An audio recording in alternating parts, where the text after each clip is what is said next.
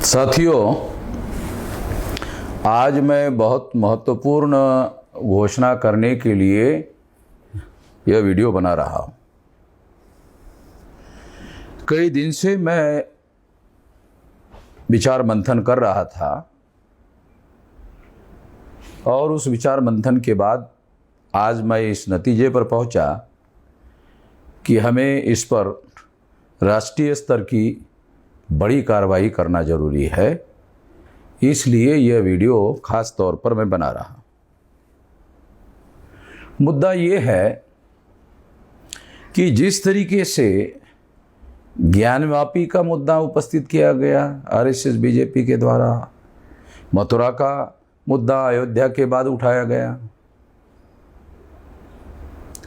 और आरएसएस और बीजेपी के इशारे पर ही नूपुर शर्मा ने मोहम्मद पैगंबर साहब के बारे में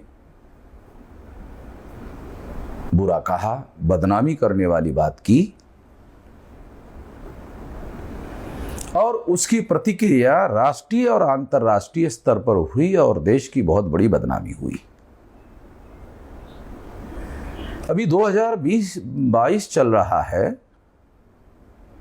आरएसएस और बीजेपी के लोगों को ऐसा लगता है कि 2024 का लोकसभा का चुनाव ज्यादा दूर नहीं है,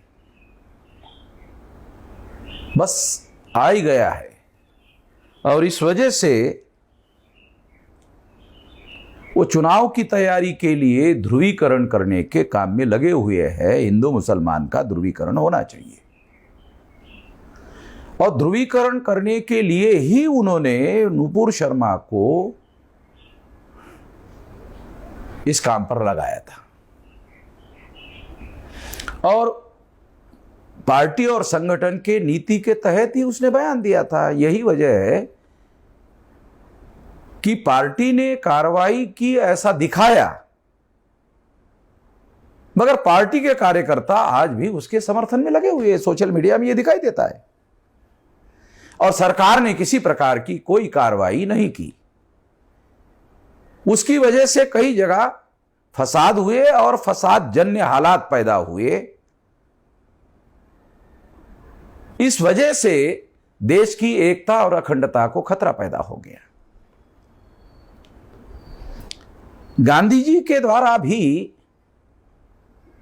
हिंदुओं को इकट्ठा करने के नाम पर जिस तरह से आजादी के आंदोलन का धार्मिकीकरण करने का काम गांधी जी ने किया और धार्मिक प्रतीकों का ही सारा का सारा इस्तेमाल गांधी जी अपने जीवन में करते रहे ताकि साधारण लोगों को इकट्ठा किया जा सके, तो उनके इस कार्य की वजह से ही हिंदू मुसलमान का मामला खड़ा हो गया था, तीव्र हो गया था और इसकी वजह से भारत का विभाजन होने का कारण बना।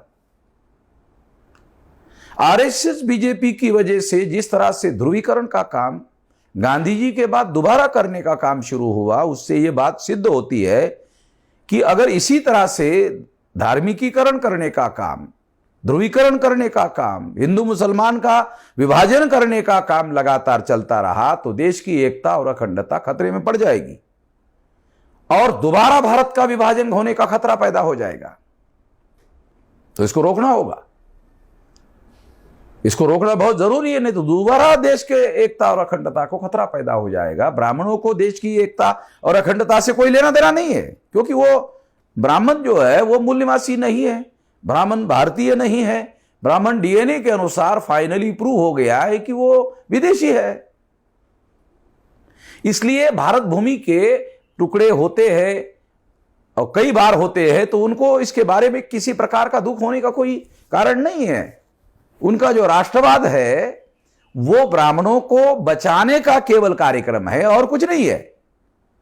वो अपना विदेशीपन समाप्त करने के लिए राष्ट्रवाद का सहारा ले रहे हैं और राष्ट्रवाद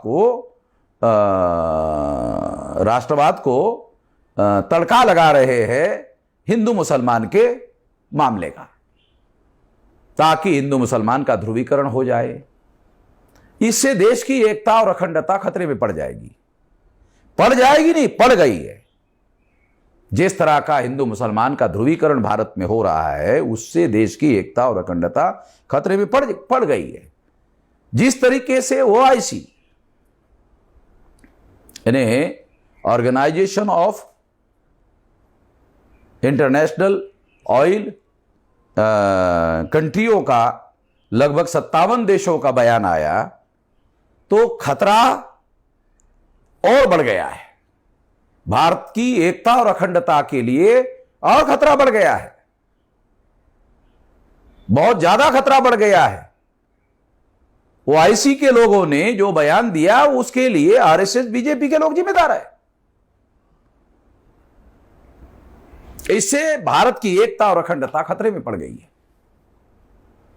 इस एकता और अखंडता को बचाने के लिए राष्ट्रीय स्तर पर बड़ी कार्रवाई करने की, सोशल कार्रवाई करने की, सामाजिक कार्रवाई करने की जरूरत है।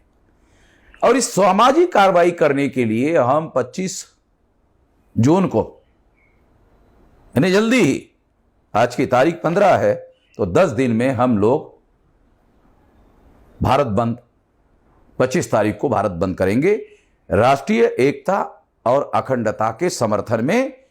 और जो लोग राष्ट्र की एकता और अखंडता तोड़ने की साजिश कर रहे हैं हिंदू मुसलमान के नाम पर, उनके विरोध में यह भारत बंद किया जाएगा। मैं देश के समस्त कार्यकर्ताओं को भारत बंद की तैयारी करने के लिए आह्वान करता हूं। पूरे ताकत से, पूरे शक्ति से हम लोगों को इसमें जुट जाना है। और इसके लिए सारे देश भर में जो हमारे राष्ट्रीय स्तर के, राज्य स्तर के, कमिश्नरी स्तर के, जिले स्तर के, तहसील स्तर के, ब्लॉक स्तर के, ग्राम पंचायत स्तर के, गांव स्तर के जो कार्यकर्ता है, वो तमाम कार्यकर्ता भारत बंद के काम में जुट जाए, ऐसी मैं अपील करता हूं और अपनी बात यहीं पर समाप्त करता हूं।